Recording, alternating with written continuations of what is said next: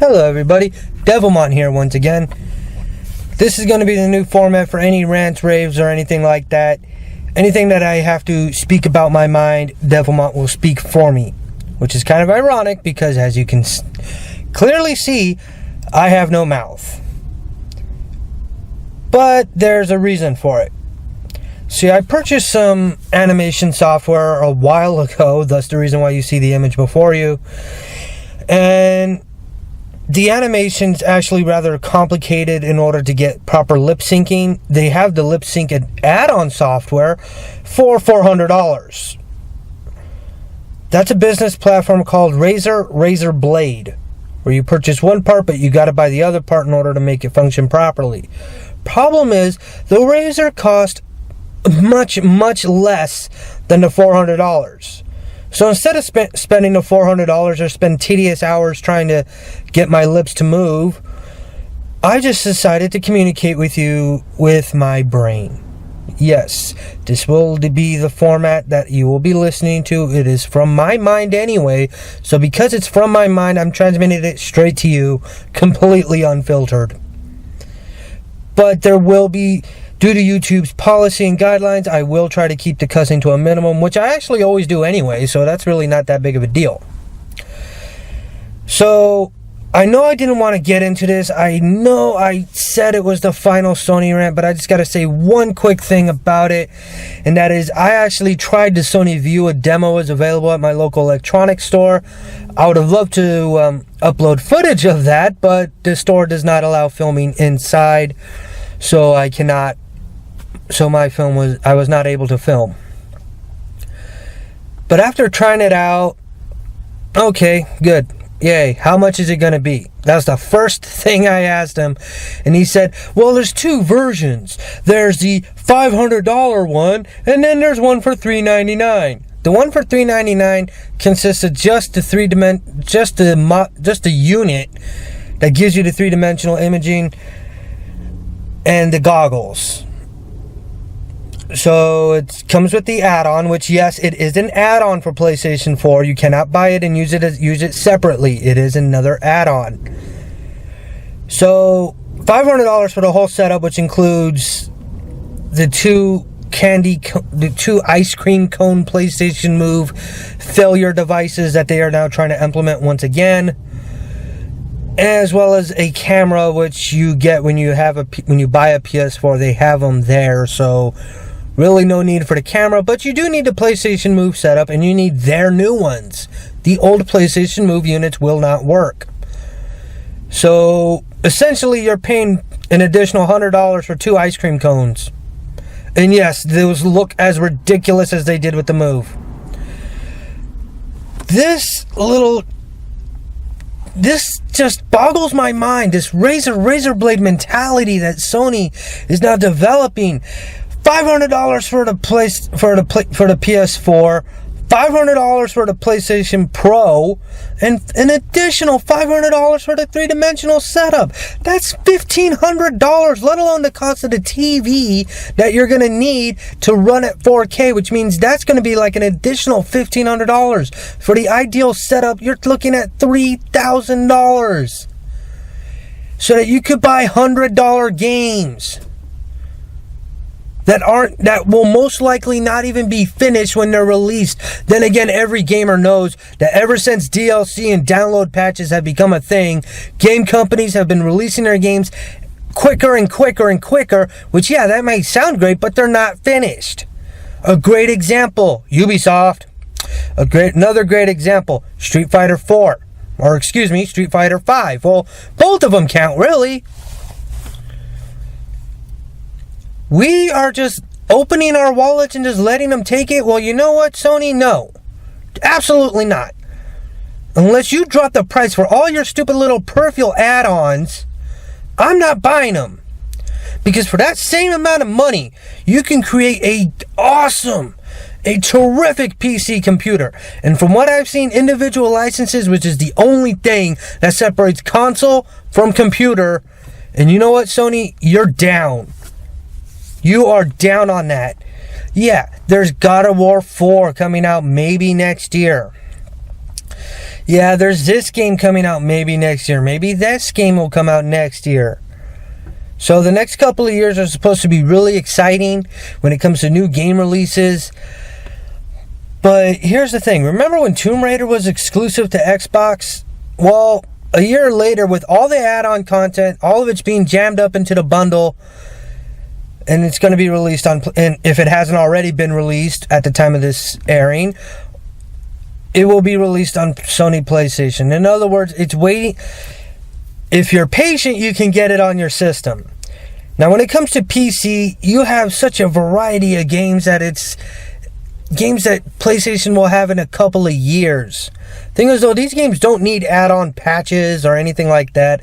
They're just fine the way they are when they're just fine at release. A good example?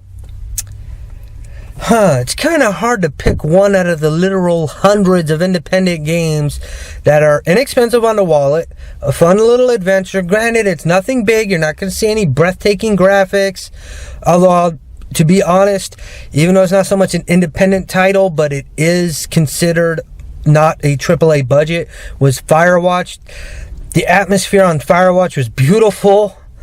It was, you can kind of get, well, it's actually very easy to get lost in that game. But you want to get lost. You want to explore. You want to find things and solve the mystery of that particular game. I'm not going to get into it because I'm not going to give you a review of it, so there's really no need. It's been out for over a year. I suggest go ahead and pick it up. That's my review on that. Just buy it. No big deal. Now, a lot of people might say, well, $20, that's a lot of money. Well, compared to the $1,500 that Sony wants, $1,500, and that's just for their stuff. That is ridiculous. And here's the thing. Remember what happened last time a console had add-ons? Had add-on peripherals to expand its lifespan? I remember, and I'm sure all you, according to my analytics, there's a lot of other gamers my age that are watching, that maybe, hopefully will be watching this. And that is, what do I say? How do I say? Oh yeah, the Sega Genesis. Great console. Never had one myself. I was a Nintendo guy. Still am, really. So, the add-on contents to Sega Genesis, if you looked at it by today's terms, it was terrible. It should have been its own release console, which is this is stuff that PlayStation perhaps should have organized all together for the PlayStation 5. Supposedly, when the PlayStation 5 comes out, at least a minimum, probably 2 to 3 years from now, I'm pretty sure it's going to try to have all this stuff added onto it. So, my suggestion would be to not buy into this peripheral add-on stuff, because if you do this, you know what? They're going to do it every year. They're going to do it every year. They're going to say, I know you just bought the PS5, but here's the PS5 Plus booby ding ding blah thing. Here's the extra peripheral you're going to need. Bam. That'll be an extra cost. You know how much that PlayStation 5 costs? Yeah, add that much. That's how much you need for this peripheral. Oh, and by the way, we're releasing 2 more peripherals in a month. So you're going to have to, buy that again. And they're all coming out at $400 to $500. And the 3D setup for a PC computer is nowhere near that price tag. Because you already have the PC, you already have the monitor, you already have the control. Well, yeah, you're going to need the separate control units for your hand, the 3D module, and the glasses. The 3D the controllers, let's talk the controllers right off the bat. It looks like Sony just took the PlayStation Move controllers and just formatted it for that particular style. It's like they just had a warehouse full of them. Gee, I wonder why. Maybe because motion gaming was not perfected by the time it came out. And maybe by the time it came out, people realized no matter how much different skins you put on it, no matter you put it into a gun shape or anything like that, it still looks like you're firing an ice cream cone out. But it's still a lot better than the Kinect was. The Kinect was a complete, total failure. I don't know why Microsoft even tried to even continue that as long as they did. When it came to motion gaming, oddly enough, the Nintendo Wii probably had the best setup. But it was still, that's not saying good. That's like saying, you know, that dung beetle looks better than the dung beetle I saw before. It's still, at the end of the day, something that digs through poopy. And I really feel, I'm really trepidatious that this is going to continue. This is the new trend in gaming, is to buy the unit and then buy the add-on content. Much similar to how mobile games or any free-to-play game works. You buy the game and then you buy the add-on content and then you buy the add-on content. Overall, I mean, as games are right now, look at their price. They're looking at a range from $60 to $120 for collector's editions. So you can buy a statue that you can get off eBay for like $10 later. Oh, but it comes in a steel case. Oh, well, good for you. Good for you. Hot diggity daffodil. You got yourself a metal case instead of a plastic case. And guess what? Is that really worth the extra $20? Because I can guarantee you that is about maybe 5 cents worth of metal. If that's going to be your case, you know what? I got magic beans to sell for everybody. $20 a magic bean. Guaranteed to do nothing. $20. This trend's going to keep on continuing, and I haven't had it with console gaming. I grew up with console gaming. But when it comes to the consoles, I'm half tempted, actually mostly tempted, to just keep it basic. You know, like look at the classic Nintendo. If developers were to still make Nintendo games, which, believe it or not, a lot of people do, and I mean in the cartridge and everything, people will buy it. They will buy the, you know, new games put for it. And an example, I'm not sure if anybody's going to really remember this. This is actually kind of obscure, but it's called the Vectrex system. It looked like a little miniature arcade, and it utilized vector graphics for the 80s, which meant a bunch of lines rather than pixels. They still make games for this setup with the overlays. Yes, an overlay was a sheet of plastic you had to place over the screen. That's why it looked like a little arcade, because it had to have the screen. You put that little piece of plastic over it and it looks like a whole new game. They still have been making these, or I should say making the setups for it. People have been creating, it's kind of like the mod community on PC. You take something old, make it new, make it better. And I think maybe we should probably think about that before spending $1,500 on the newest PlayStation 5. It just seems like a whole lot of money. And I know I'm going off on huge tangents here. I'm just really upset that I have to make yet another Sony rant. I'm tired of digging in on them, but $1,500 is just a slap in the face. It's just $1,500 without any games. You get you get one, which is going to be like how you bought The Order for PlayStation 4. You know, that game that has like maybe 2 hours worth of actual gameplay in it? Yeah, it's going to look beautiful, but it's not going to have much meat. It's going to be all sizzle, no steak. And, okay, I'm most likely going to utilize the 3D gaming on PC. The fact that the setup for it is a lot cheaper. The controller's not some ridiculous ice cream. It looks more like gloves with the buttons right next to your thumb, so you could implement it a lot better. That's fine. That I don't have a problem with, because the controllers look better. It's going to feel more natural in your hands rather than pointing ice cream cones. And even then, I'm still a little trepidatious. I'm half tempted to just hold off and wait for a little bit. And I recommend everybody else do that. See how this new platform of gaming comes out. See how it lands on its feet. If it doesn't land on its feet and tumbles and rolls and winds up not working, or like to say, for example, if they start catching fire or something, you'll be glad that you didn't spend $1,500 on it, because then you spent $1,500 to waste your time and damage your property, or even worse. And keep one thing in mind: when it came to the style of goggles, Gaming has been doing that for a long time. I mean, look at the Virtual Boy, the R-Zone from Tiger Electronics. They've always wanted to stick some stuff right in your eyes. But there's multiple reasons why they didn't. One, with imagery that close to your eyes, it can actually damage your eyes and it can give you headaches. Anybody who's played the Virtual Boy for more than 20 minutes knows eye strain is abundant. The R-Zone, well, you'd get that immediately.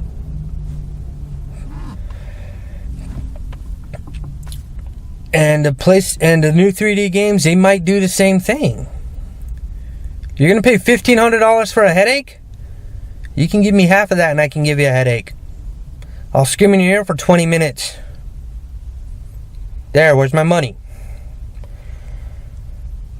No, I'm not really going to do that, but you get what I'm trying to say. At least I hope you do.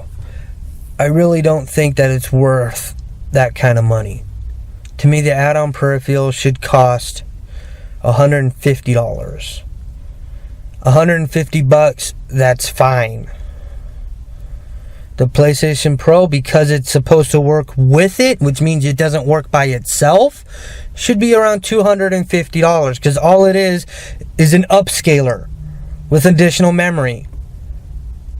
You're going to pay $500 for an upscaler? That's not acceptable. Look at the Xbox One S. That streams to 4K gaming. That gets it all done.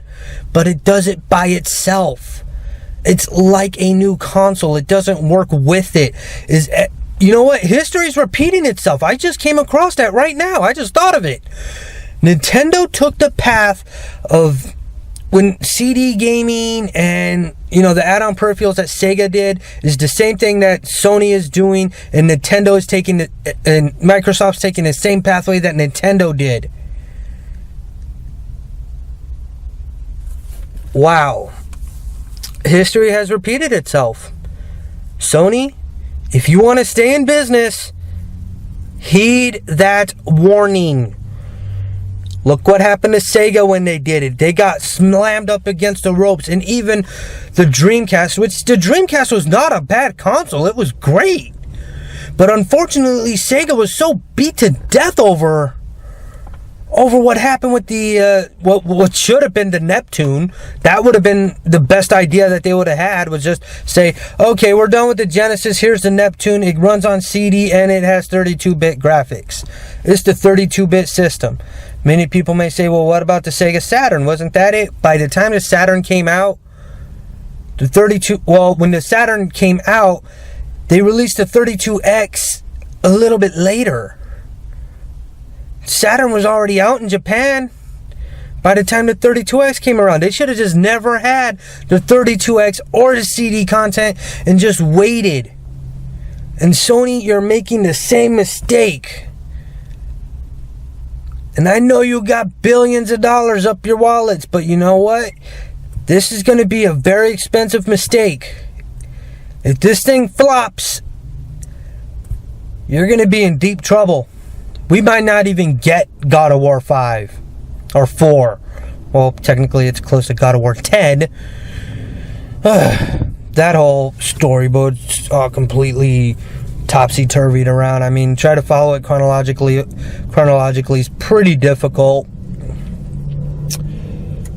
Which I'll talk more about the God of War storyline in my next video. Until then, this is Devilmont saying goodbye.